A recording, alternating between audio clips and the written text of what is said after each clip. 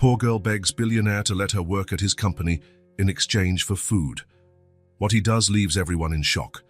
The Rowan Industries building cut through the sky like a blade of glass and steel. 23 floors of calculated elegance, each polished surface reflecting the cold morning light. In the lobby, the white marble mirrored the hurried steps of executives, while the sound of heels echoed in a mechanical, predictable rhythm. Rowan Marlowe stepped out of his private elevator at 7:15, as always. His Italian suit cost more than most people's monthly salary, and he knew it. At 32, he had built a financial empire with the same coldness he used to choose his ties, without hesitation, without sentimentality. The receptionist, a middle-aged woman named Margaret, gave a discreet nod. He answered with an even more discreet nod. Words were unnecessary. She knew he didn't want to be disturbed before 8, that his coffee should be on his desk at 7:30, and that any interruption had better have a good reason. Rowan was almost at the revolving door when he saw her. A tiny little girl, maybe 8 years old, was standing in the middle of the lobby as if she had sprouted from the floor. Her brown hair was messy, and her clothes, a faded pink t-shirt and jeans with stains, looked like they had seen better days. She held a small plastic bag in her hands, clutching it to her chest as if it were a treasure. "Please, sir." Her voice trembled a little, but she lifted her chin. "Are you the owner of this place?" Rowan stopped. In the 15 years since he had founded the company, no one had ever entered the building like this. The security system was impeccable. How on earth had a child gotten past the doormen? "I am." His voice came out drier than usual. "And you're not supposed to be here." "I know I'm not."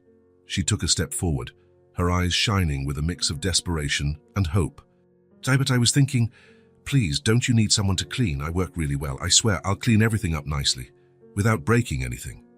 Margaret rose from her desk, clearly alarmed. Rowan motioned for her to stay where she was. For some reason, he was curious. "Clean?" He arched an eyebrow. "We have a professional cleaning crew." "I know you do." The girl looked around the lobby, admiring the gleaming marble and crystal chandeliers. Then she turned her eyes back to him, and there was a desperate plea in them. "But I could do some extra work. Just for today, just this once, in exchange for food, or money to buy food. Please." The last part was said with a brutal honesty that made something stir in Rowan's chest. He looked at her face more closely. There was a determination there that didn't match her age, but there was also something else, a vulnerability she was trying to hide. "How old are you?" 8. "And where are your parents?" The girl lowered her eyes for a moment. "I don't have parents right now." Rowan could feel Margaret waiting for a reaction. She probably expected him to call security or maybe social services. It was what any sensible person would do. But there was something about this child that intrigued him. A mix of desperation and pride that he recognized, even if he didn't want to admit it. "What's your name?" "Nell." "Nell." He repeated the name, testing how it sounded. "And you think you can clean this lobby?" Her eyes lit up as if he had offered her diamonds. "Yes, I can. I have cloths here in my bag, and I know how to use the cleaning products right. I can make the windows shine so much you'll be able to see yourself in them." For a fraction of a second, Rowan almost smiled. Almost. Instead, he looked at Margaret and nodded. "Margaret, get her the necessary supplies and supervise her work." "Mr. Marlowe, are you sure?" "I am." His voice cut off any objection. "When she's done, give her $50. Nell's eyes widened. $30? "I think that's fair." "Yes, it is," she replied so quickly she almost choked. "Thank you so much, sir. I'll do the best job of my life." Rowan nodded and headed for the elevator. As the doors closed, he could see Margaret guiding Nell toward the cleaning supply closet. The girl was practically bouncing with joy. On the 23rd floor, Rowan settled at his mahogany desk and tried to focus on the monthly reports, but his mind kept going back to the scene in the lobby. There was something unsettling about that encounter, something he couldn't quite identify. Maybe it was the way she had asked for work instead of a handout. Or maybe it was that unwavering determination in her eyes, as if she were used to fighting for every small victory. He shook his head and returned to the numbers on the screen. He didn't have time to philosophize about lost children. He had a company to run, profits to maximize, investors to satisfy. But when Margaret called 2 hours later to inform him that the job was finished, he found himself asking, "How did she do?" "Perfectly, sir. I've never seen the lobby so clean. She even managed to get out a few stains that our regular team hadn't noticed. And the money. I've already given it to her. She thanked me about 10 times and said she was going to buy food for the whole week." Rowan hung up the phone and went back to work, or tried to. But there was a strange discomfort settling somewhere between his ribs, a feeling he couldn't name or make disappear. When he left the building at the end of the day, the lobby was impeccable. There was no sign that an 8-year-old girl had spent hours there, transforming every surface into a perfect mirror. It was as if she had never existed, except for that strange feeling that continued to bother him. Rowan got into his BMW and drove home, trying to forget determined eyes and a smile that was worth $50. But even when he arrived at his silent, elegant apartment overlooking the entire city, he couldn't shake the feeling that something had changed. And he hated change. The sun had barely risen when Rowan woke up. His 30th floor apartment offered a privileged view of the city as it began to stir. Tiny cars glided along the avenues. Ant-sized people walked hurriedly on the sidewalks. He watched it all with distance, like someone watching a silent movie. His morning ritual was as precise as a Swiss watch. An exactly 8-minute shower, black coffee, no sugar, an impeccably pressed suit. Italian shoes shined the night before. A successful businessman leaves nothing to chance. But today, as he adjusted his tie in front of the mirror, Rowan noticed something strange in his own eyes, a restlessness that wasn't there yesterday. The image of the girl from the lobby kept coming back to his mind. That determination, that dignity. "Nonsense," he muttered to himself, pushing the thought away. At 7:15 sharp, like every day for the past 6 years, the private elevator dropped him off on the ground floor of Rowan Industries. And that's when he saw her. Nell was standing in the exact same spot as the day before, as if she had never left. The same plastic bag in her small hands, but today there was something different, a smile. A smile so big, so full of hope, that for a moment Rowan felt a tightness in his chest. When she spotted him, she waved enthusiastically, as if they were old friends. "Good morning, sir. I came to work again."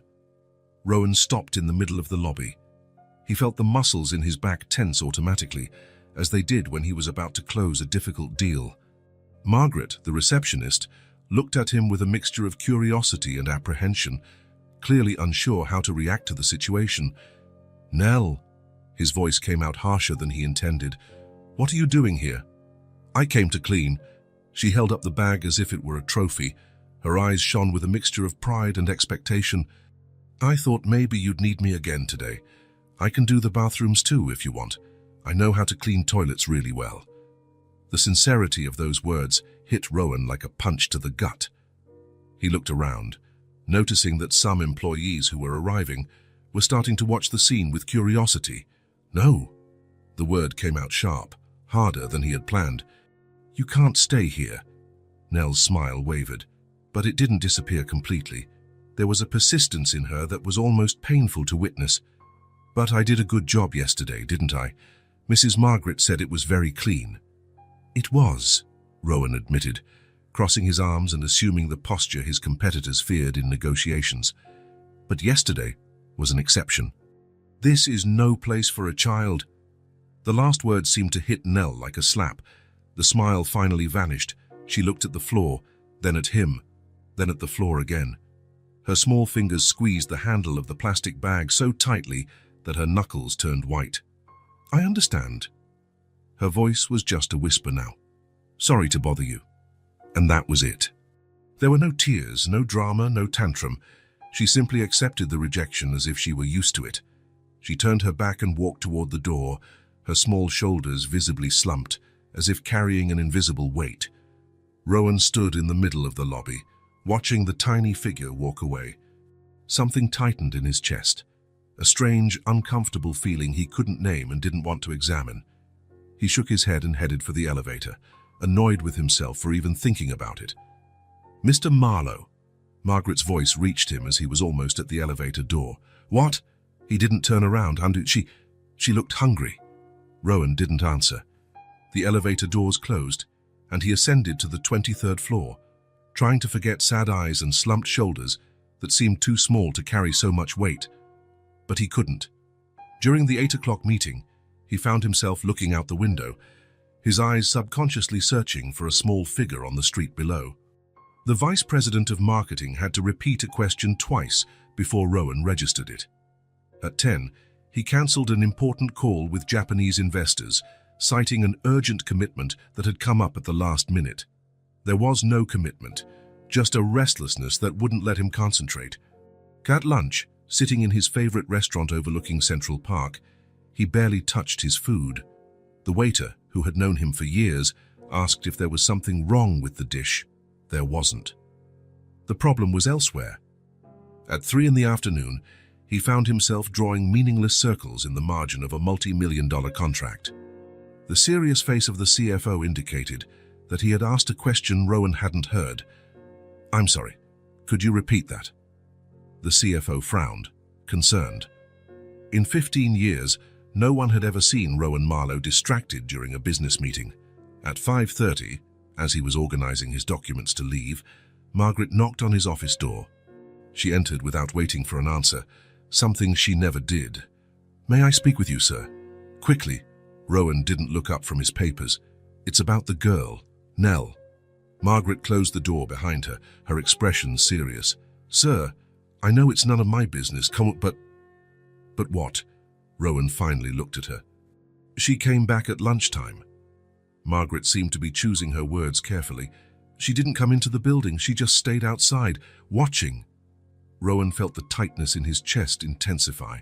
And when I went out to buy my sandwich, she was sitting on the sidewalk. I asked if she was okay, and she said yes, that she was just resting a bit."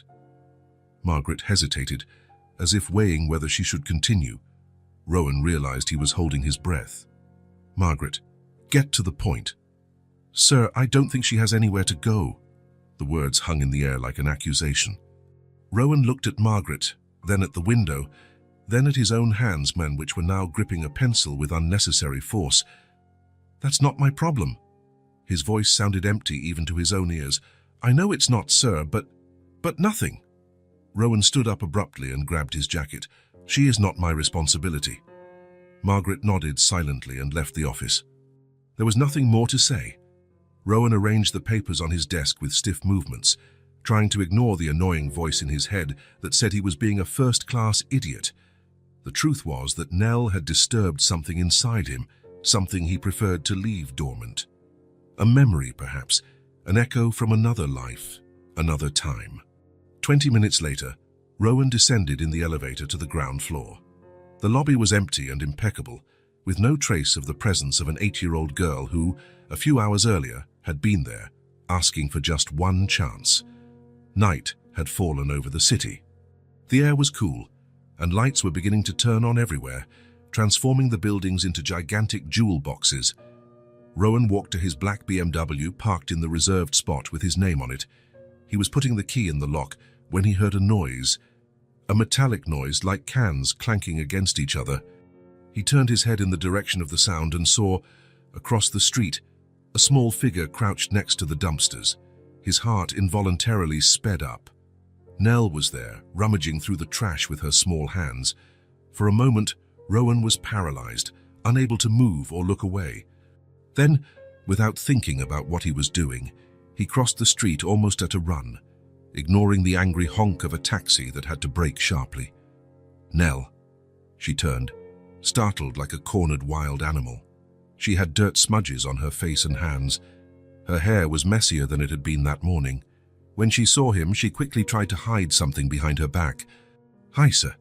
Her voice was a thread, but there was still dignity in it. "What are you doing?" The question was stupid, he knew. It was obvious what she was doing.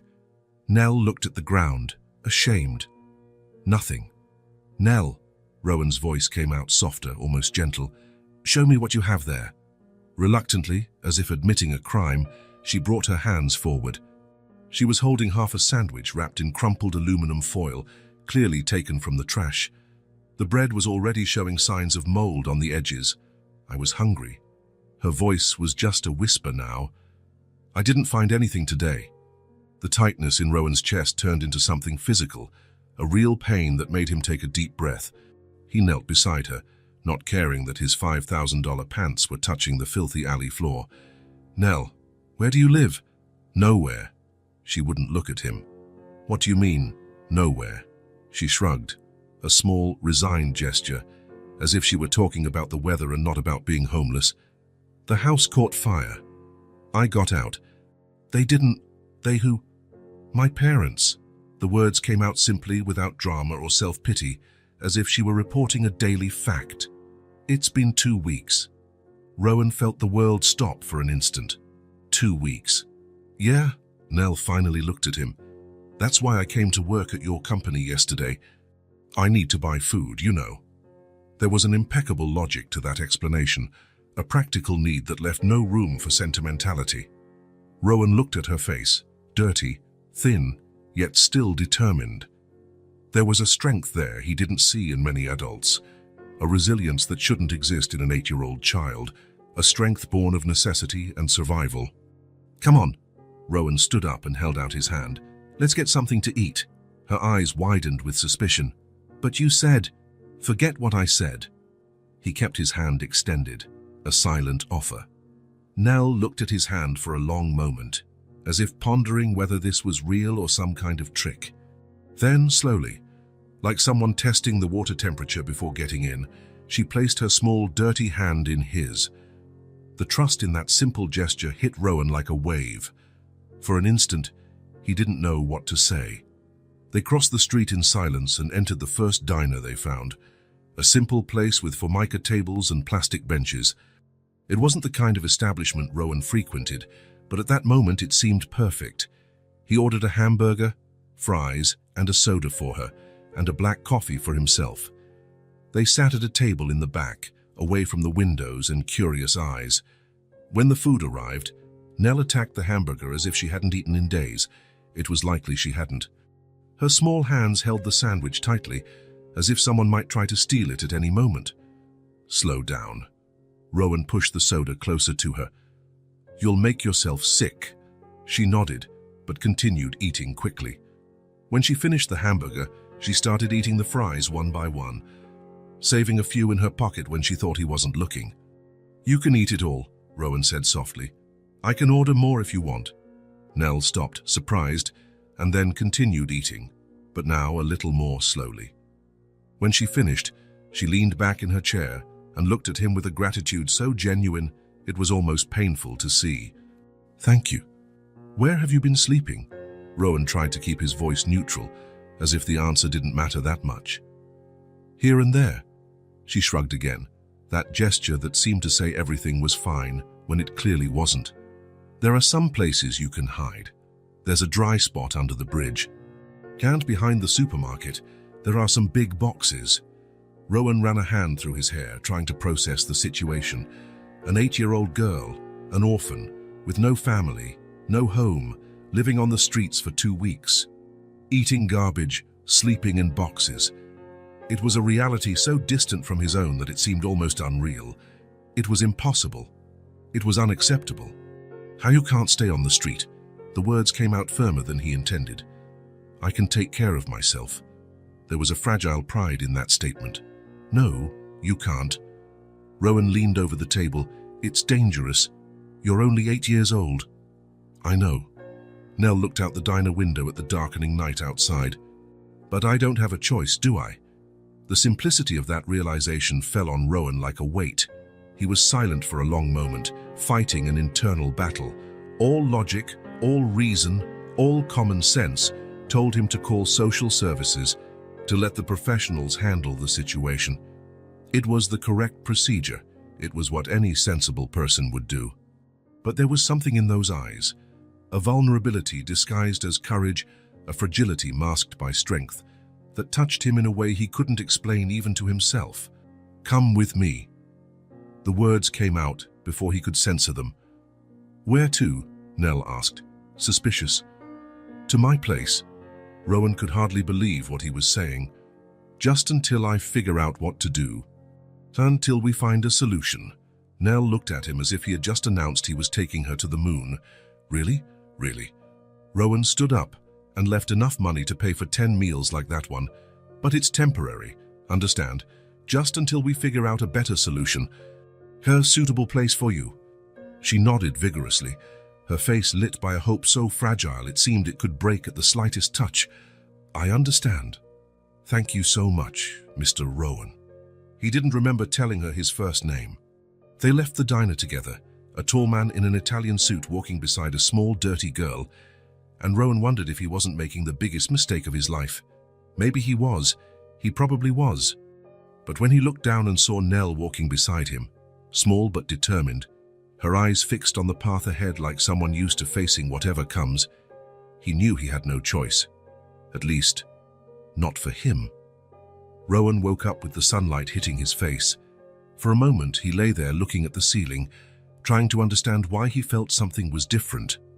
Then he remembered. The girl. Nell was sleeping in the guest room. He got up and put on his silk robe. A glance at the clock. 6:30 in the morning. He still had time to sort things out before going to the office. He needed to call social services, explain the situation, make it clear that it was only temporary. He made coffee and was surprised to realize he was making it for two. He put milk and sugar in an extra cup, something he never did. Rowan drank his coffee black, with nothing in it. 7 o'clock. Strange that Nell hadn't appeared yet. The night before, she had fallen asleep almost instantly when he put her in the huge bed in the guest room. She looked so small among the Egyptian cotton sheets. Maybe she was shy or scared. He walked down the hall to the room and knocked lightly on the door. No answer. He knocked again, a little harder. Nell, are you awake? Silence. A thread of worry began to form in his chest. He turned the doorknob and slowly opened the door. Nell was curled up in the sheets, her face red and shiny with sweat. She was breathing quickly and shallowly, and when Rowan got closer, he saw that she was trembling slightly. Nell. He touched her forehead and recoiled in shock. She was burning with fever. An irrational panic took hold of him. He shook her gently by the shoulder. Nell, wake up. You're not well. She opened her eyes, but she didn't seem to recognize him. Her pupils were dilated, and her gaze was unfocused. Mommy! The voice was a hoarse whisper. It's so hot. Rowan felt his heart race. He knew nothing about sick children. He had never taken care of anyone but himself. Calm down. It's going to be okay. The words came out automatically, but he wasn't sure if they were true. With trembling hands, he grabbed his cell phone and dialed his private doctor. Dr. Lowenthal only served a select clientele and charged a fortune for house calls. But money was the least of Rowan's worries at that moment. Come now. It's an emergency. While he waited, Rowan tried to get Nell to drink some water. She coughed and turned her face away. He wiped her forehead with a damp cloth, unsure if he was helping or making things worse. Her breathing seemed more difficult with each passing minute. What had happened? Last night she seemed fine. Tired, yes, but not sick. She had eaten a sandwich and taken a shower before bed. Her face was clean and her eyes, though exhausted, seemed alert. The 20 minutes it took the doctor to arrive felt like 20 hours. When the doorbell rang, Rowan rushed to open the door.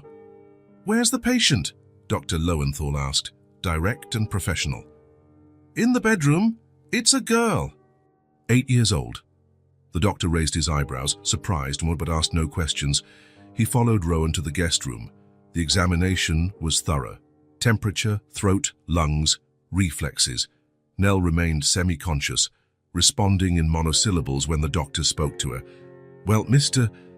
Marlowe, it doesn't seem to be anything serious, the doctor finally said, putting his stethoscope back in his bag. It's a case of physical exhaustion combined with malnutrition. Her body simply shut down. Malnutrition? Rowan felt a pang of guilt, but she ate well last night. One meal doesn't solve weeks of poor nutrition, the doctor explained patiently. The fever is the body's response to stress. She needs rest, hydration, and regular meals, No heavy food for now. Start with soups, toast, light foods. He wrote a prescription. This fever reducer will help with the fever, and these vitamins are to replace what she's lost. If the fever doesn't come down in 24 hours, call me. The doctor paused, looking at Rowan with an unreadable expression. May I ask who this child is? I didn't know you had a daughter. I don't. Rowan felt the need to explain, but didn't know where to start. It's complicated. She has no one. I'm taking care of her temporarily. Doctor. Lowenthal nodded without asking any more questions. He was known for his discretion, one of the reasons Rowan had hired him. Well, she needs constant care for a few days. Do you have someone who can stay with her? Rowan hesitated. He had 3 important meetings scheduled for that day. The merger with West Tech depended on his presence at the negotiation. There were millions at stake. I'll stay with her, he said, surprising himself. I'll work from home today. After the doctor left, Rowan called Margaret. Cancel my appointments for today, all of them. Mr. Marlowe, but the meeting with West Tech, reschedule it. Say for Thursday. That's in 4 days. Exactly. There was a silence on the other end of the line. In 15 years, Rowan had never cancelled an important meeting, let alone requested 4 days off. Sir, is everything all right? Yes, it's just a domestic matter. He hung up before she could ask more questions. He returned to the room, where Nell was now sleeping more peacefully. He had given her the fever reducer, and her breathing already seemed less labored. He stared at her pale little face. So fragile, so vulnerable. How had she survived 2 weeks alone on the streets? A strange feeling spread through Rowan's chest. Concern, yes, but also something more. A kind of admiration for the strength of this child, and a dull anger at the world that allowed children like her to be left helpless. The next 4 days established an unlikely routine. Rowan worked from the next room, with the door open to hear if Nell called. Every 2 hours, he would stop to check her temperature, offer water or soup, and adjust her pillows. On the second day, the fever broke, and Nell started to become more alert. When he entered the room with a tray of soup, she was sitting up in bed, looking out the window. Hi, she said, her voice still weak. Hi. Rowan placed the tray on the nightstand. How are you feeling? Better, sorry for being a bother. That took him by surprise. An 8-year-old child apologizing for being sick. You're not being a bother, he said, trying to sound casual. You just need to rest to get well soon. Nell nodded and began to eat the soup slowly. Her hands were still trembling a little, and a few drops fell on the sheet. Sorry, she murmured, embarrassed. It's okay. Sheets can be washed. On the 3rd day, Nell was strong enough to get out of bed. Rowan found her in the hallway, leaning against the wall, trying to get to the living room. What are you doing? He asked, alarmed. You shouldn't be walking yet. I'm tired of lying down. She seemed determined, despite her paleness. Can I stay on the couch? He hesitated, but eventually agreed. He picked her up, surprised at how light she was, and carried her to the living room. She nestled into the Italian leather sofa, looking tiny against the dark upholstery. Stay put. Okay, Rowan said, adjusting a cushion behind her. Don't make any noise. I need to work. Okay. Nell pulled the blanket up to her chin. I'll be quiet. Rowan went back to his office, leaving the door open. Every few minutes, he found himself looking into the living room, checking to see if she was okay. Nell remained motionless, looking out the panoramic window that showed the entire city. "Wow, you live so high up," she commented when he went to check on her. "It looks like you can touch the clouds." He followed her gaze to the sky. He had never thought about it. Yeah, I guess so. On the 4th day, Nell was significantly better. The color had returned to her cheeks, and she could walk around the apartment without help. Rowan found her in the kitchen, trying to reach a glass from the cupboard. "What do you want?" he asked, taking a glass from the shelf. "Just water. There's juice in the fridge." Her eyes lit up. "Can I?" "Of course." He got the orange juice and poured it for her. He watched as she drank eagerly, a trickle of orange running down the corner of her mouth. "Slowly," he said, handing her a napkin. "No one's going to take it from you." She nodded but held the glass firmly in both hands, as if it were too precious to let go. Later that day, Rowan realized he needed to go back to the office. He couldn't postpone the meetings any longer, and he had dozens of urgent emails to answer, but he couldn't leave Nell alone. She was still weak. The solution came to him during breakfast. "I'll need to go to work tomorrow," he said, trying to sound casual. "You're better, but you still need to rest." Nell looked down at her plate. "I understand. I'll leave then." "No." The word came out louder than he intended. "I mean, you're not well enough to go. I was thinking you could stay here, but I need to work." "I can stay by myself," she said quickly. "I won't break anything. I promise." Rowan shook his head. "That's not it. I just need to be sure you'll be okay." He stood up and went to his office, returning with a sketchbook and a box of colored pencils. He had asked Margaret to buy them the day before. "Here.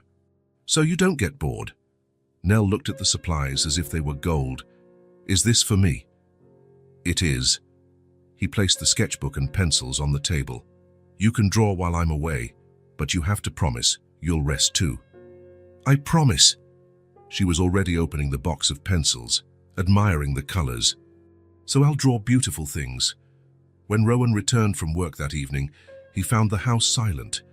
For a moment, he felt a tightness in his chest, thinking Nell had left. But then he saw her, asleep on the couch, the sketchbook open beside her. He approached silently and looked at the drawing. It was a house with a large tree next to it. In front of the house, two figures, one small and one large, holding hands. Something inside him contracted. In the days that followed, they established a routine. Rowan went to work, and Nell stayed home, drawing and resting. He bought more books for her, simple games, puzzles, anything to keep her busy and quiet. "Don't make a mess," he would say before leaving. "And don't open the door for anyone." "Okay, Mr. Rowan." Sometimes he got annoyed by little things. A glass out of place, pencils scattered on the floor, crumbs on the coffee table. "Can't you be more careful?" he would ask, harsher than he intended. Nell always responded the same way. "I'm sorry. I'll clean it up." And she would, with such diligence that Rowan felt guilty for having complained. One morning, he found a drawing on the refrigerator door, held by a magnet. It was a portrait of him, in a suit and tie, his hair perfectly combed. Underneath, in careful letters, it read, "Thank you for taking care of me." On another occasion, he found a folded note on his desk. Inside, a drawing of colorful flowers and the message, "Have a good day." Small gestures that he pretended to ignore, although his eyes returned to the drawings more often than he would like to admit. One evening, coming home late from work, Rowan found Nell asleep on the living room couch. The television was still on, with the volume almost at a minimum. She had the sketchbook on her lap and a pencil fallen on the floor. He stood there, watching her. She looked so small against the large dark leather sofa, so fragile. For a moment, he almost smiled. But then he hardened his expression and cleared his throat loudly. "Nell, wake up. It's late." She opened her eyes slowly, blinking several times until she focused on his face. "Hi, Mr. Rowan." Her voice was hoarse with sleep. "I was waiting for you." "You shouldn't have. It's past 10. His voice came out colder than he intended, and the TV was left on. "That wastes energy." Nell sat up on the couch, rubbing her eyes. "I'm sorry, I'll turn it off." Rowan sighed, picking up the remote and turning it off himself. "Go to bed. It's too late for children to be awake." Nell gathered her pencils and sketchbook. But before leaving the room, she stopped and looked at him. "You know something, Mr. Rowan." "What?" "I think you have a heart of ice." She said it without malice, as if stating a simple fact. "But that's okay. Ice melts one day." He was left speechless, watching her walk down the hall to the guest room. Her words hit him in a way he hadn't expected. A heart of ice. Is that how she saw him? He poured himself a drink and went out to the apartment balcony. The city sparkled below, thousands of lights like earthly stars. He stood there for a long time, thinking about what Nell had said. Maybe she was right. Maybe he had frozen his heart a long time ago, as a form of protection against life's disappointments and betrayals. Business was simpler when you didn't let emotions interfere. But now there was a child in his house. A child who saw through him with disconcerting clarity. Before going to bed, Rowan stopped at the door of Nell's room. It was ajar. He pushed it gently and saw that she was sleeping peacefully, hugging her pillow. On the nightstand, there was a new drawing. It was him in a suit, as always. But there was something different about this portrait. In place of a heart, she had drawn an ice cube. But the ice had a small drop trickling down one side, beginning to melt. Rowan picked up the drawing and looked at it for a long moment. Then, without quite understanding why, he folded it carefully and put it in the drawer of his bedside table. He didn't know what to do with it. With the drawing, with the girl, with the strange feeling growing inside him. He only knew that, perhaps, his heart wasn't made entirely of ice, after all. The days turned into weeks without Rowan noticing. Nell's presence in his apartment, which was supposed to be temporary, was beginning to feel strangely natural, as if the empty place next to him at the breakfast table had always been destined to be filled by an 8-year-old girl with messy brown hair. "More juice, Mr. Rowan?" Nell asked, holding the pitcher with both hands so as not to spill. "Thank you." He held out his glass, watching as she bit her lip in concentration while pouring the juice, careful not to spill a single drop. Every morning, she would wake up before him and wait patiently in the kitchen. When Rowan appeared, already dressed for work, he would find the table set, 2 plates, 2 glasses, napkins folded with childish precision. "Jaya, good morning, Mr. Rowan," she would always say, with a smile that seemed too big for her small face. "Did you sleep well?" He would respond with nods or monosyllables, unable to match that morning enthusiasm. But he noticed that, somehow, he was already looking forward to that part of the day. In the evenings, when he returned from work, she would run to the door like a small hurricane. "You're here. You took a long time today." There was no accusation in her voice, just the sincere observation that she had missed him. Nell would take his briefcase, place it carefully on the coffee table, and then start recounting her day. The drawings she had made, the TV show she had watched, the bird she had seen on the window. "And then it flew like this, see?" She would open her arms and spin around the room, imitating the flight. "Just like in your name, Rowan. It sounds like a bird's name." He almost smiled. Almost. During dinner, which they now regularly ordered for delivery, Rowan had never been one for cooking, Nell would set the table without him needing to ask. She would sit up straight in her chair, imitating his posture, and use her napkin with a comical formality for someone so small. "Were you always rich?" she asked one night, between a forkful of pasta and another. The question took him by surprise. "Why do you want to know?" "Because you look like you were born this way, all proper and organized." She shrugged. "Like in the movies?" "No." Rowan cut a piece of chicken with precision. "I grew up in a very simple neighborhood. Really?" Her eyes widened. "Like me?" "Maybe not exactly like you." He hesitated. "But it wasn't. This." He gestured vaguely at the luxurious apartment around them. "And how did you get rich?" "By working." "Is that all?" Nell seemed disappointed with the simple answer. "By working a lot," Rowan completed, surprised at himself for extending the conversation. "And by learning how money works." Nell nodded thoughtfully, as if absorbing a great life lesson. Then, without transition, she started talking about a cartoon she had watched that afternoon.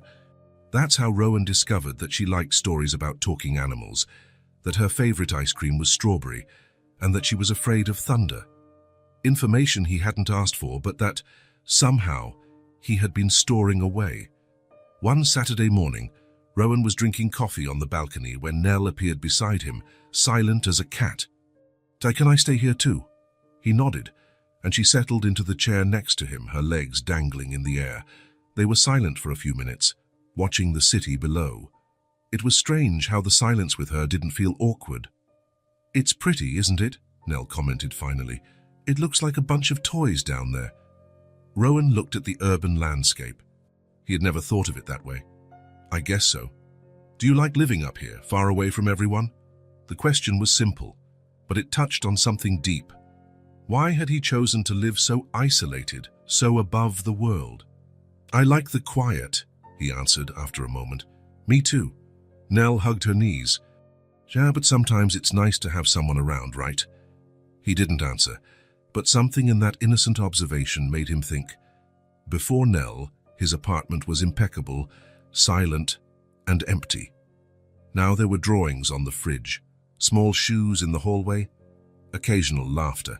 It was less perfect, but strangely more livable. That afternoon, while working in his office, he found a drawing carefully placed among his documents. It showed two figures on the apartment balcony. The larger one, with dark hair and a suit, was holding a cup. The smaller one, in a red dress, was sitting beside him. Both were looking at a blue sky full of colorful birds. Rowan looked at the drawing for longer than he intended. There was something disturbing, and at the same time moving in the way she portrayed them, together as a unit. That night, after dinner, Nell appeared at the office door with her sketchbook. "Mr. Rowan, can I stay here while you work? I promise not to make any noise." His first reaction was to refuse. His office was his sanctuary, the place where he needed total concentration. But something in her hopeful gaze made him hesitate. "All right, but absolute silence." Nell tiptoed in, as if the floor were made of glass, and settled on the small sofa in the corner of the room. She opened her sketchbook and began to draw, casting occasional glances at him. Rowan tried to ignore her and get back to work, but her presence, though silent, filled the space in a way he wasn't used to. It wasn't bad, just different. After an hour, he realized she had fallen asleep, the sketchbook still open on her lap, a pencil loose between her fingers. He stood up and approached silently. In the sketchbook, there was a new drawing. Him sitting at his desk, working. But in this drawing, unlike in reality, he was smiling. Something moved inside Rowan's chest. He took a light blanket he kept in the office and carefully covered Nell. She stirred in her sleep, but didn't wake up. He returned to his desk, but couldn't concentrate anymore. He watched the sleeping girl and thought about how his life had changed in the last few weeks, how his apartment, once so silent and organized, now had life, how his mornings and evenings, once so predictable, now had little surprises, and how he, who had always valued solitude and independence, was now beginning to feel a strange comfort in the presence of this child. In the days that followed, Nell continued to leave little signs of her presence throughout the apartment. A drawing on the refrigerator door, a "Have a good day" note in his briefcase, a paper flower on top of his bedside table. They were simple gestures, but they had a deep and unexpected effect. As if she were, slowly and gently, melting something that had long been frozen inside him. One evening, when Rowan arrived from work, he found Nell in the kitchen, standing on a stool, setting the table for dinner. "What are you doing?" he asked, surprised to see her so at ease. "Setting the table," she replied simply. "I saw a show on TV that taught me how... Look, the forks go on the left side." She had placed 2 candles in the center of the table and folded the napkins into elaborate, albeit slightly crooked, shapes. "Is it a special dinner?" Rowan asked, confused. "Yes," Nell smiled, proud. "It's been a month since I got here. It's our Annie something. Anniversary. That's it. 1-month anniversary." Rowan was speechless.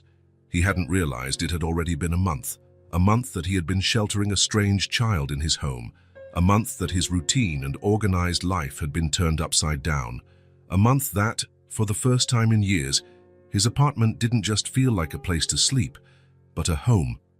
"Can we order pizza?" Nell asked, hopeful. "Please." "All right." Rowan heard himself agree, although he didn't usually eat pizza. Just this once. The smile she gave in response was so radiant that, for a moment, he felt something warm and unfamiliar spread through his chest. Later, after Nell had gone to sleep, Rowan stood in the dark living room for a long time.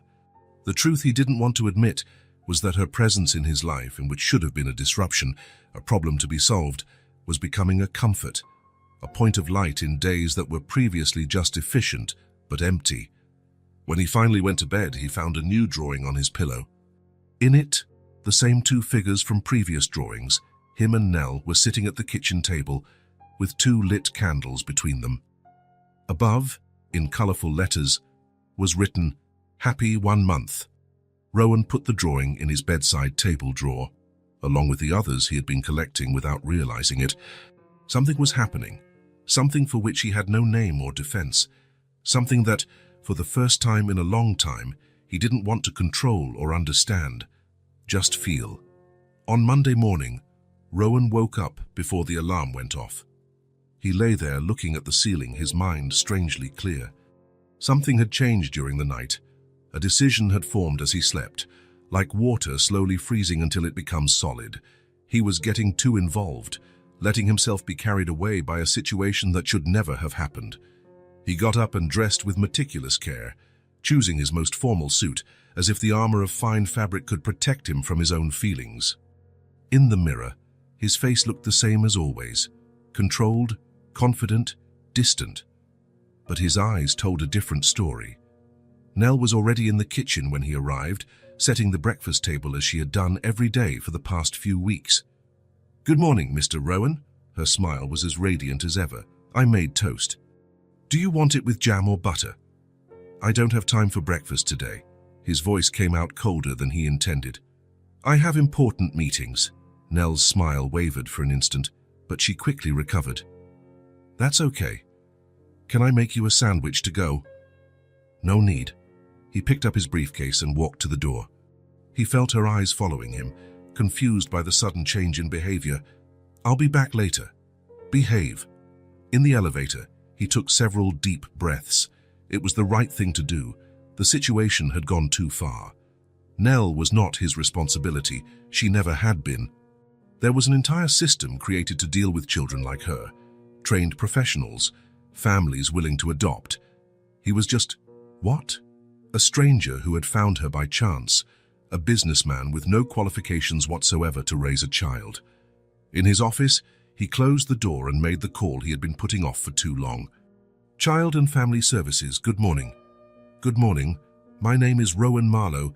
I have a child under my care, an 8-year-old girl named Nell." The woman on the other end of the line was silent for a moment, probably surprised by the unusual situation. "Are you related to her, sir?" "No, she lost her parents in a fire. She was living on the streets when I found her." "And how long has she been with you, sir?" Rowan hesitated. "Almost 6 weeks." He heard the sound of keys being pressed on the other end of the line. The woman was probably checking if there was a missing child report that matched the description. "Mr. Marlowe, you should have contacted us immediately. Harboring a minor without legal authorization is—" "I know." He cut her off, impatient. "I'm calling now. She's with me. She's well-fed and healthy. But I think it's time to resolve this." More sounds of typing. The woman's voice returned, now more professional. "I'm going to forward your case to the social worker on duty. She will contact you to schedule a visit later today." "How long until—" Rowan stopped, not knowing how to phrase the question. "Until the child is placed in a shelter or foster home. It depends on the assessment. It could be immediate or take a few days." Something in Rowan's chest contracted painfully, but he ignored the sensation. "I understand. Thank you." He hung up and stared out the window, watching the city below. Tiny people moving like ants, each with their own life, their own problems, their own difficult decisions. It was the right thing to do. It was the correct procedure. So why did he feel like he was making a terrible mistake? The phone rang less than an hour later. It was the social worker, a woman named Karen Porter. A firm voice, out straight to the point. "Can we do the visit today at 4 in the afternoon, Mr. Marlowe?" "Yes, I'll be home." "Will the girl be present?" "Yes." A pause. "She doesn't know you're coming." "I see." The voice on the other end softened a bit. "In these cases, it's best to be honest with the child. Prepare her for the transition." Transition? Such a clean technical word for what was about to happen. "I'll do that." But when he got home at lunchtime, he couldn't say anything. Nell was in the living room, drawing as always, and ran to greet him at the door, surprised and happy to see him so early. "You came home for lunch today?" "That's so cool." "Yes, He hesitated. The words stuck in his throat. "I just came to get some documents." Her smile faded a little. "Oh, are you going back to work then?" "I'll be leaving early today. I'll be back at 4. Can I make a special drawing for when you get back? Rowan felt something break inside him. Say, of course. During the afternoon, he couldn't concentrate on anything. The numbers on the spreadsheets danced before his eyes. The words in the documents lost their meaning. All he could think about was what would happen at 4 o'clock. When he got home at 3:45, he found Nell tidying up the living room. She had organized all her drawings into a neat pile on the coffee table and was cleaning up the scattered colored pencils. I'm making everything nice and tidy so you won't complain, she explained, proud. Rowan looked at the apartment. In recent days, there were signs of her presence everywhere. A small jacket hanging on a chair, a colorful cup in the sink, a pair of small slippers next to the sofa. Things he had bought for her, little by little, without realizing he was creating a permanent space for her in his life. Nell. He sat on the sofa, trying to find the right words. We need to talk. She stopped what she was doing, suddenly serious. There was a perception beyond her years in those eyes. Did something bad happen, Mr. Rowan? No, it's not that, he swallowed hard. It's just, someone is coming over today. A social worker. What's a social worker? It's someone who helps children find a place to live. A permanent home. Nell became very quiet, absorbing the information. After a moment, she asked in a low voice, You don't want me to live here anymore? The direct question caught him off guard. There was no way to soften the truth. Nell, this was always temporary. I said that from the beginning.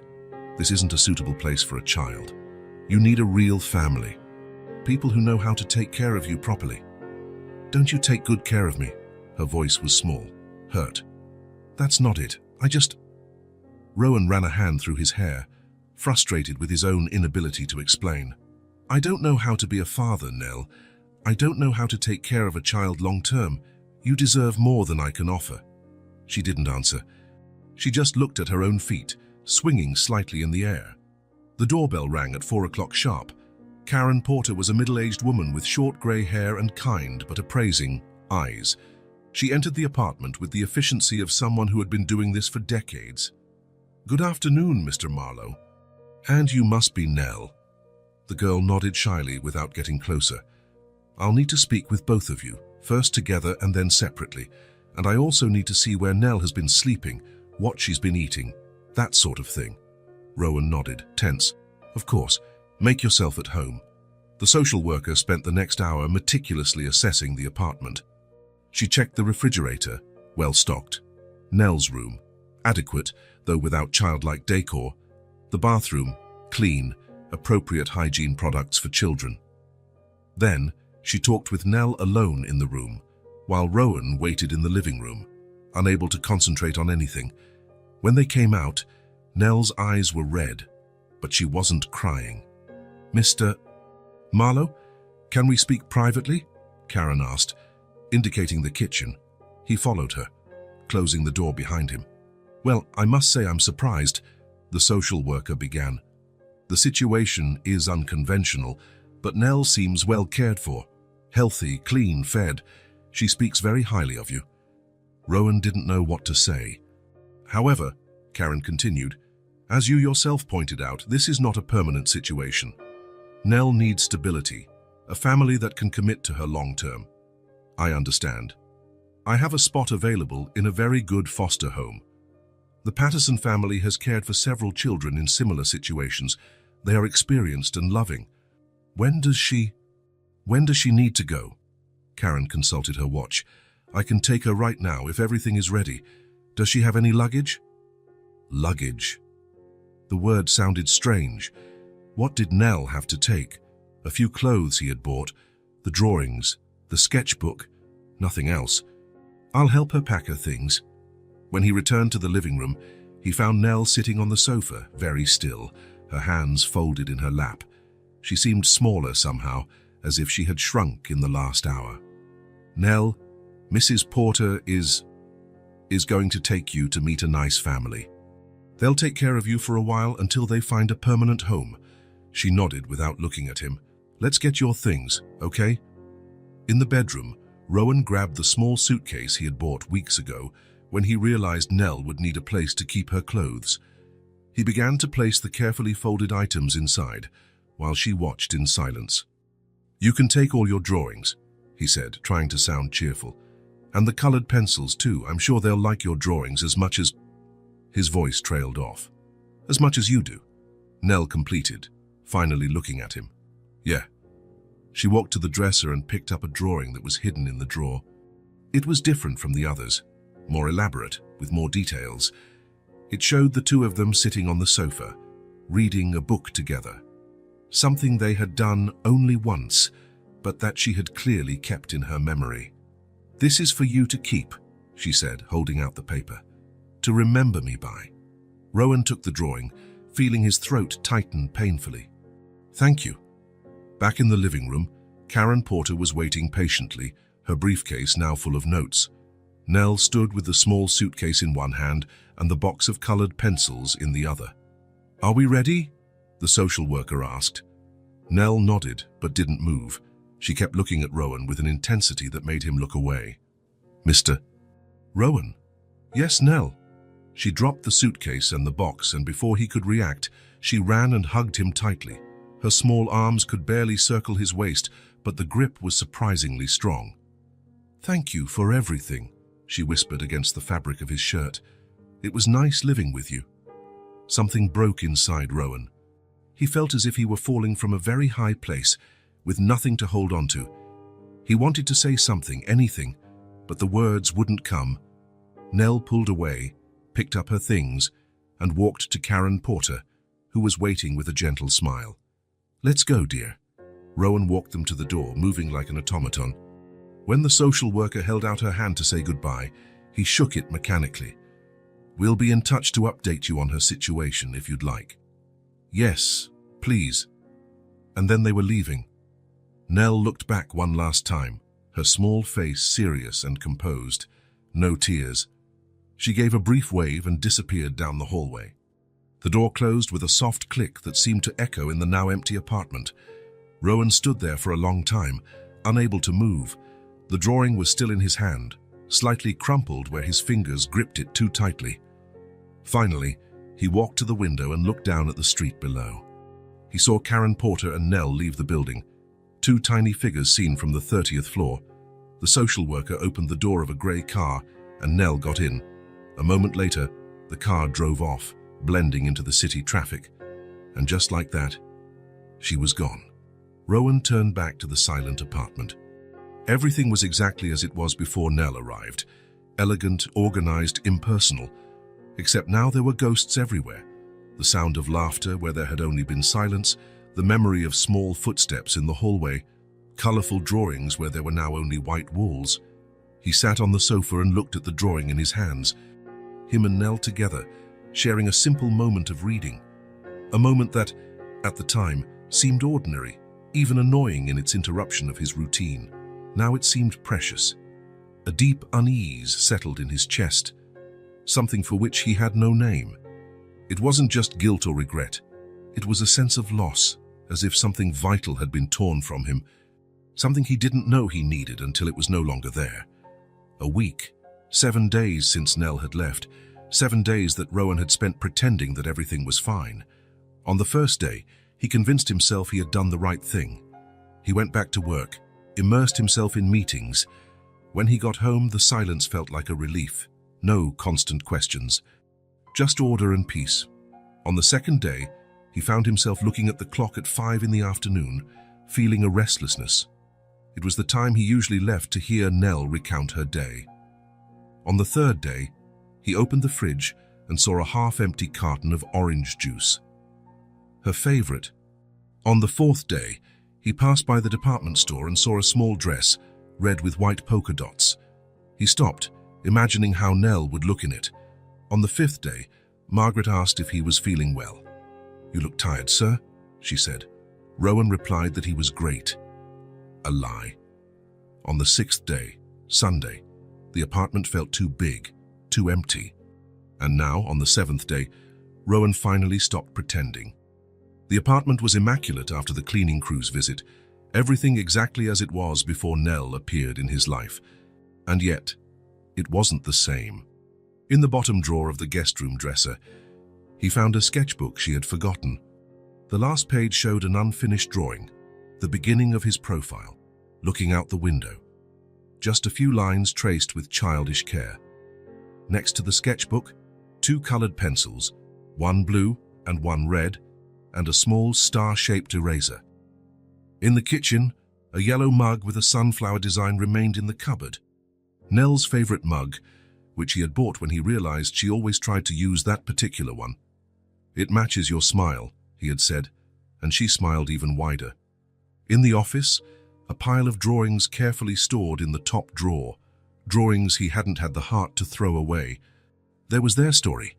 The first one, showing 2 figures holding hands, the one of the heart of ice beginning to melt, the one celebrating their 1 month together. The phone rang, pulling him from his thoughts. "Mr. Marlowe, this is Karen Porter from Child and Family Services. Did something happen to Nell?" "No, she's fine. I'm just calling to give you an update. Nell is adjusting to the Pattersons' home." "And how is she?" There was a hesitation. "Physically, great. Emotionally, she's quiet, according to the reports. She doesn't talk much. Quiet." Nell, who always had a story to tell, an observation to make, a question to launch into the universe. Quiet. "Well, I also wanted to inform you that we are looking for a permanent family for her. There are a few promising possibilities." "Can I visit her?" The question came out before he could stop himself. "We normally don't recommend visits during the transition period.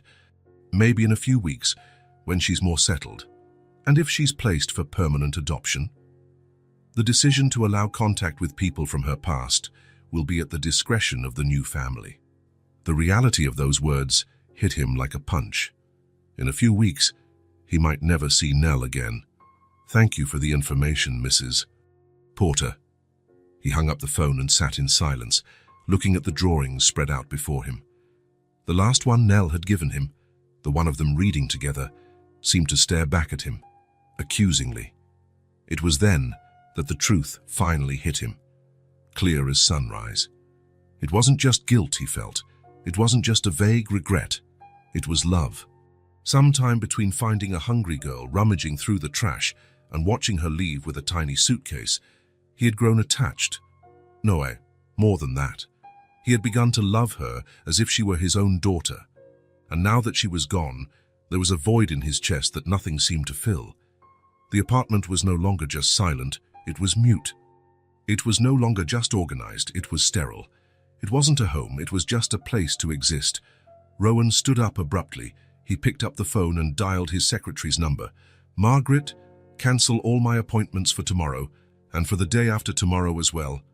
Mr. Marlowe, but the board meeting, cancel everything. I have an urgent personal matter to attend to." He hung up before she could protest. Then he took the drawings, the unfinished sketchbook, the pencils and the yellow mug, and carried them to the bedroom, placing them carefully on the bed that had been Nell's. The decision was made, clear, definitive, irrevocable. He was going to get her. He was going to bring her back. Not as a temporary solution, but forever, as his daughter.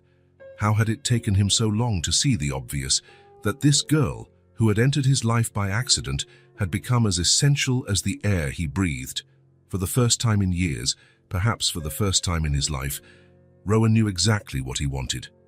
And for the first time, it had nothing to do with business, success, or money. It had to do with a smile that lit up a small face, with colorful drawings and a yellow mug with sunflowers. It had to do with the empty space in his heart that only a certain 8-year-old girl could fill. Tomorrow, he would bring her home. The Patterson foster home was in a quiet residential neighborhood, with tree-lined sidewalks and well-kept houses. Rowan parked his car across the street and stared at the yellow 2-story building. It looked like a pleasant place, with swings in the front yard and colorful curtains in the windows, a place where children could be happy. So why did his heart ache so much? He took a deep breath, grabbed the folder with documents from the passenger seat and got out of the car. The walk to the front door had never seemed so long. In his mind, he rehearsed for the 1,000th time what he would say, the words he had prepared during a sleepless night. Nothing seemed adequate. A middle-aged woman answered the door. Gray hair tied in a bun, a kind face marked by expression lines. "Mrs. Patterson, I'm Rowan Marlowe. I called earlier." "Ah, yes. The gentleman who took care of Nell for a while. She examined him with curiosity. "Please, come in." The house inside was exactly as Rowan had imagined, cozy with worn sofas, toys organized in colorful boxes, and the smell of freshly baked cookies. He could hear children's voices coming from the backyard. "The children are playing outside," Mrs. Patterson explained, "except for Nell. She prefers to be alone most of the time." A tightness in his chest. Nell, who was pure energy and curiosity, preferring isolation. "Where is she?" "In the activity room. This way." She led him down a hallway decorated with framed children's drawings to a half-open door. Through the crack, Rowan saw a sunny room with low tables, bookshelves, and art supplies. And there, sitting alone in a corner, was Nell. She was wearing the same blue dress she had left in Moir, now paired with a white headband he had never seen before. She was hunched over a piece of paper, drawing with concentration, her brown curls falling over her face. From where he stood, Rowan couldn't see the drawing, but he noticed she was using mostly shades of grey and black, none of the vibrant colors that used to fill her work. "Nell has impressive artistic talents," Mrs. Patterson commented in a low voice, "but her drawings here have been, well, less cheerful than we expected. May I speak with her alone?" The woman hesitated. "We don't normally allow it, but considering the circumstances, 5 minutes, okay? I'll be right there in the kitchen." When Mrs. Patterson stepped away, Rowan stood at the door, unable to move. How could the simple sight of a small child drawing make him so vulnerable? He who negotiated millions without blinking, who faced administrative boards and fierce competitors without fear. Finally, he knocked lightly on the door. Nell looked up. For an instant, her face remained neutral, as if she didn't recognize him. Then, her eyes widened, bright with surprise. "Mr. Rowan." Her small, hesitant voice was like an arrow through his heart. "Hi, Nell." She placed the pencil on the table carefully, as if afraid that a sudden move would make her realize she was imagining things. "You came to visit me." Rowan entered the room and approached slowly. When he got close enough, he saw what she was drawing. Their apartment. The view from the balcony, the kitchen table, the living room sofa. Memories in black and white. "May I sit?" Nell nodded, still looking stunned. Rowan pulled up a child-sized chair, feeling awkward in it, his knees almost at his chest. In other circumstances, the scene would be comical. "How are you?" "Fine." The automatic reply sounded empty. "The Pattersons are nice. There are other kids here. And lots of colored pencils." "That's good." A silence fell between them, as thick as fog. Rowan realized that all the rehearsed words had vanished from his mind. "Mrs. Karen said I'm going to meet families soon," Nell said suddenly, looking at the unfinished drawing. "Families that might want to adopt me." "And how do you feel about that?" She shrugged, a resigned gesture. "It's okay, I guess. Better than being alone, right?" The simplicity of that statement made something break inside Rowan. All the composure he had maintained during the drive there, all the facade of control, collapsed like a house of cards. "Nell, His voice failed him. He took a deep breath and tried again. "I made a terrible mistake." She looked up, confused. "I should never have let you leave my house." The words began to flow, urgent, desperate. "It was the stupidest decision I've ever made in my life. And trust me, I've made a lot of stupid decisions." A small smile began to form on Nell's lips. "I thought I was doing what was best for you," he continued, unable to stop now. "I thought you deserved a real family, not a man who barely knew how to take care of himself, let alone a child. But then you left and—" His voice failed again. "And what?" Nell asked, almost in a whisper. And the house became empty. Not just quiet, but empty. As if all the light, all the color had been taken away. Rowan swallowed hard, fighting the lump in his throat.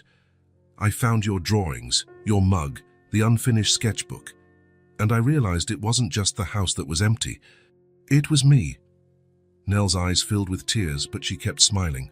"Nell, I came here to ask for your forgiveness, and to ask you if—" He paused, gathering the courage for the most important question he would ever ask in his life.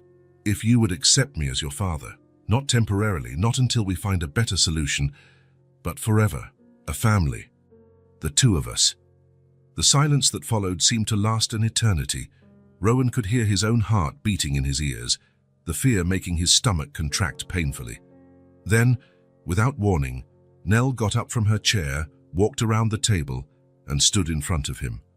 Her eyes, now overflowing with tears, shone with a joy he feared he would never see again. "I knew it," she said, her voice trembling with emotion. "I knew that icy heart would melt one day."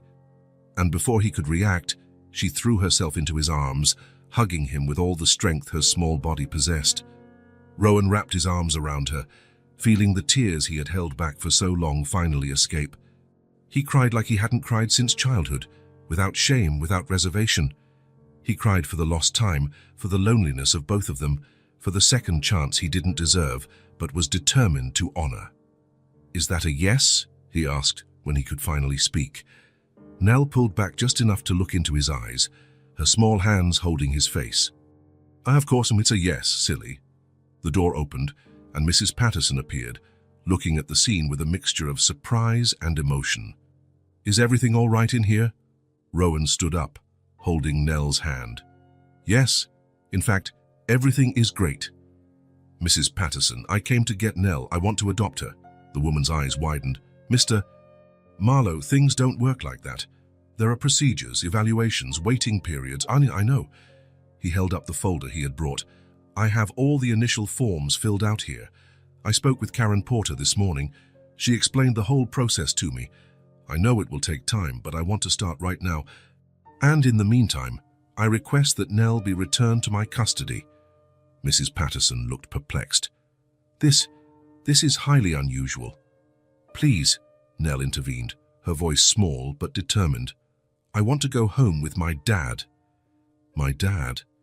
The words hit Rowan like a ray of sunshine after an endless storm.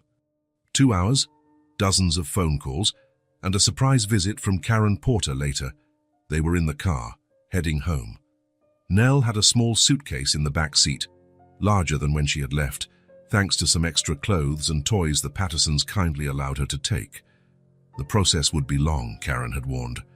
There would be interviews, psychological evaluations, home visits, background checks, financial analyses.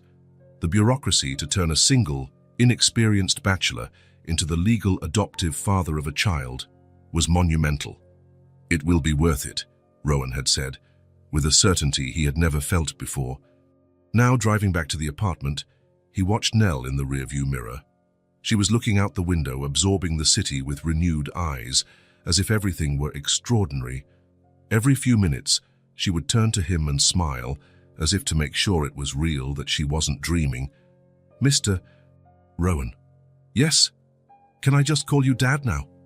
Something warm and luminous spread through his chest. "Of course you can." "Dad."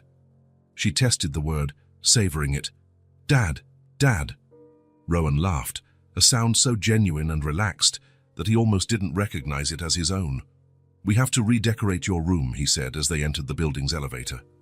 "That guest room is too boring for an 8-year-old girl. Can I pick the color?" "Of course." "Pink? No.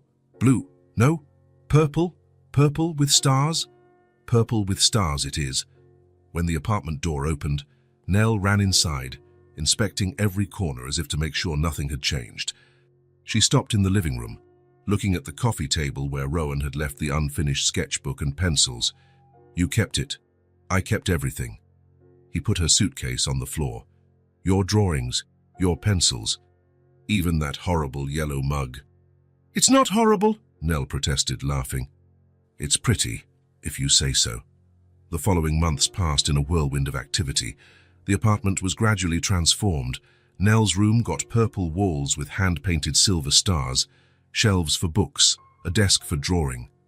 The living room now had colorful cushions on the sofa and toys in a basket in the corner. The kitchen displayed drawings held to the fridge with fruit-shaped magnets. The adoption process moved forward, albeit slowly. Rowan faced interviews where he had to explain why a single, workaholic executive wanted to adopt a child. He went through psychological evaluations where he discussed his own childhood, his expectations as a father, his fears and hopes. He received surprise visits from social workers, who wanted to see the dynamic between him and Nell in their daily life.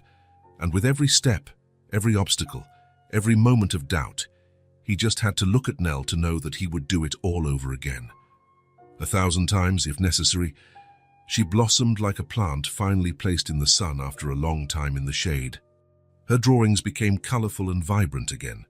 She started making friends at her new school. She sang in the shower, danced in the living room, asked impossible to answer questions during dinner, and Rowan, to his own surprise, was also changing. The man who lived for work now left earlier to pick up his daughter from school. The executive who never missed an important meeting now attended school recitals in the front row, applauding as if he were at the best show on Broadway. His employees noticed the difference. "You seem happier, sir," Margaret commented one day. "Lighter." And he was. The armor of ice he had built around himself over the years was melting piece by piece. One evening, 6 months after Nell's return, they were in the living room. She was drawing, concentrated, while he reviewed some documents. It was a common domestic scene, almost banal in its simplicity, but for Rowan, every moment like this was a small miracle. "I'm done," Nell announced, holding up the paper. "I want to see." It was the most elaborate drawing she had ever made, the two of them in the park they had finally visited last weekend, holding hands under a tree laden with pink blossoms. The sky was an impossible blue, and there were birds flying in formation. But what made Rowan's heart stop was what was written in the bottom corner of the drawing in careful, colorful letters: "Nell Marlowe and her dad." "Nell Marlowe," he read aloud, testing how it sounded. "It's pretty, isn't it?" She smiled, that smile that lit up the whole world. "It suits me." Rowan pulled her into a hug, feeling a happiness so complete, so absolute, that there were no words to describe it. "It suits you perfectly," he whispered against her hair. "Perfectly." 8 months later, on a sunny Sunday afternoon, the 30th floor apartment was unrecognizable. Anyone who saw it now, with colorful cushions scattered on the sofa, framed drawings on the walls, and a pair of children's sneakers thrown in the hallway, would never imagine that it had once been the sterile, silent refuge of a lonely man. The kitchen, once pristine with its never-used stainless steel appliances, now showed clear signs of daily use. Fruit magnets on the fridge holding drawings and shopping lists, a growing collection of colorful mugs, and on the wall, a calendar full of notes about school meetings, swimming lessons, and doctor's appointments. In the living room, the Persian rug that was once just a decorative item now housed a small city of building blocks. The bookshelf, which once displayed only business books organized by height, now shared space with children's volumes, dolls, and board games. It was a home, a real home. Rowan entered the kitchen, his hair still damp from the shower, wearing jeans and a simple t-shirt, a look that, a few months ago, he would have considered unthinkable for himself. "Nell? Breakfast is ready? Coming, Dad?" "Dad." The word still made his heart do a little leap, even after all these months. It was like magic, a spell that transformed the man he was into the man he wanted to be. Nell came running in, barefoot, wearing pajamas with unicorn prints that she had chosen on their last trip to the mall. Her brown hair was tied in a messy braid she had tried to do herself. "I made pancakes," Rowan said, placing a plate in front of her. "They're with strawberries, just the way you like." "Thanks." She attacked the food with enthusiasm, swinging her legs under the table. "Can we go to the park later? Emma's going to be there with her new puppy." "Of course. But first, you need to clean up that mess of blocks in the living room." Nell made a comical face. "But Dad, it's a whole city. It'll take forever to take it apart." "Cities are built and dismantled," he replied, pouring himself some coffee. "That's how urban development works," she laughed, that laugh that was like music. "You talk like a book sometimes." "A very interesting book, I hope." "Yes," she nodded seriously. "One of those with a hardcover and gold letters." Rowan smiled, watching her eat. It still surprised him sometimes, this ability Nell had to see things in him that he didn't even notice himself, as if, somehow, she saw him better than anyone ever had. The adoption was still in process, although everything indicated it would be finalized in the coming months. The judge had been impressed with the changes in Rowan's life, and Karen Porter's reports were extremely positive. "I've never seen such a successful adjustment," she had commented on her last follow-up visit. At the company, everyone had noticed the transformation. The demanding, inflexible boss now delegated more, left on time, and, most surprisingly, occasionally smiled. Margaret, who had worked with him for over 15 years, commented that she had never seen him so human. "It's the Nell effect," he replied simply. After breakfast, as promised, Nell cleaned up the blocks, with some reluctant help from Rowan, who was eventually convinced to save at least the main building from complete demolition. They went to the park, where Nell and Emma, her best friend from school, ran after the new Labrador puppy while Rowan chatted with other parents. This was also new: casual friendships, conversations about teachers and extracurricular activities, swapping tips on how to deal with nightmares and picky eating. A whole world he didn't even know existed until Nell entered his life. When they returned home in the afternoon, exhausted and happy, Rowan suggested they read a little before dinner, a ritual they had established in the first few months together and which they both loved. Nell went to get the current book, a story about a girl who discovers a secret door to another world, while Rowan settled on the sofa. When she returned, instead of sitting next to him as she usually did, Nell snuggled up against his body, resting her head on his shoulder. The gesture was so natural, so full of trust, that for a moment Rowan couldn't breathe. "You can start chapter 7, she said, opening the book to the marked page. "It's where the girl finds the unicorn." Rowan cleared his throat, found the page, and began to read. His voice, which had once been used only to give orders and close deals, now rose and fell with the story, creating different voices for each character, making Nell laugh at the right moments. Outside, the sun began to set, painting the sky in shades of orange and pink that reflected in the windows of the other buildings. The city was preparing for the night, lights turning on one by one, like earthly stars. When they finished the chapter, Nell didn't ask to continue as she usually did. Instead, she stayed quiet, looking out the window at the spectacle of the sunset. "I like our home," she said finally, her voice small and dreamy. Rowan followed her gaze, seeing the apartment through her eyes. No longer an impersonal space decorated by professionals, but a home created by them, together.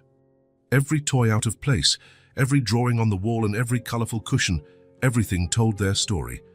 "Now it's yours," he replied, kissing the top of her head. "And so am I." Nell smiled, that smile that had melted his heart of ice on that first day in the lobby of Rowan Industries. A smile that he now knew would continue to melt his heart every day for the rest of his life. "Forever?" she asked, though she already knew the answer.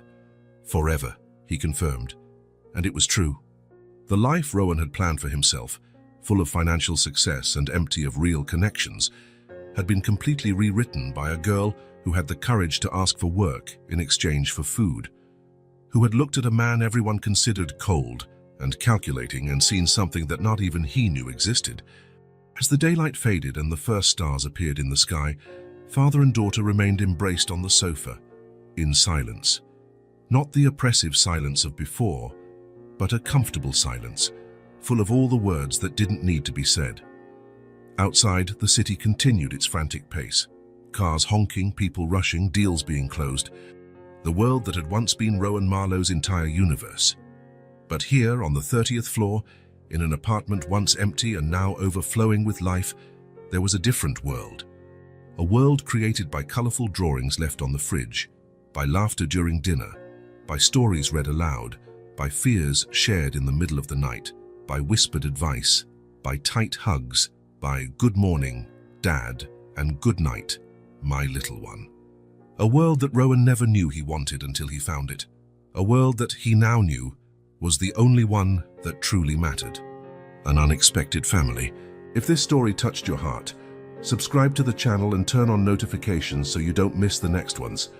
Leave a like because it helps this story get recommended to more people. See you in the next story.